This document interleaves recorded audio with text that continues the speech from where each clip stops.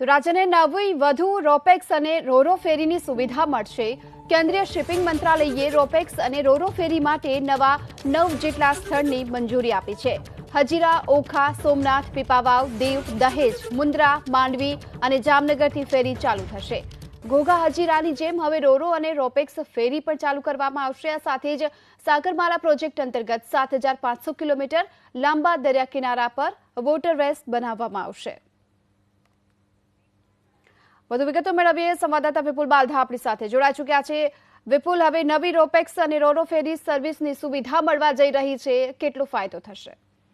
જી બિલકુલ, જે રીતે રાજ્યના ગુજરાતમાં ખાસ કરીને જે 1700 કિલોમીટર જેટલો દરિયા કિનારો છે, ત્યારે ખાસ કરીને રાજ્યમાં જે ઘોઘા હજીરા રોરો ફેરી રોપેક્સ ફેરી સર્વિસ શરૂ કરવામાં આવી છે, ત્યારે અન્ય 9 જેટલી રોપેક્સ અને રોરો ફેરી સર્વિસ શરૂ કરવા માટેની કેન્દ્રીય શિપિંગ મંત્રાલયે મંજૂરી આપી છે। ત્યારે હજીરા, ઓખા, સોમનાથ, પીપાવાવ, દીવ, દહેજ, મુન્દ્રા, માંડવી જેવા શહેરોમાં વિસ્તારોમાં જવા માટે જામનગરથી આ ફેરી શરૂ થશે તેવી હાલ ચર્ચાઓ કરવામાં આવી રહી છે। મંજૂરી મળી ગઈ છે। આગામી સમયમાં સાગરમાલા પ્રોજેક્ટ અંતર્ગત 7500 જેટલો કિલોમીટરનો દરિયા કિનારો છે, ત્યાં આગળ વોટર બેઝ બનાવાશે અને ત્યારબાદ આ રોરો અને રોપેક્સ ફેરી સર્વિસની વધુ 9 જગ્યાએ લોકોને સગવડતા મળશે અને જેને લઈને ગુજરાતના નાગરિકોને જે વધુ સમયનો વેરફાર થાય છે તેમાં પણ બચત થશે।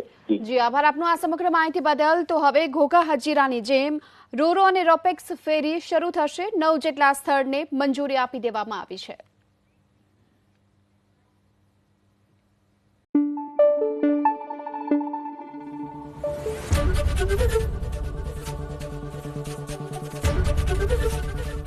एबीपी अस्मिता, गुजरातनी अस्मिता।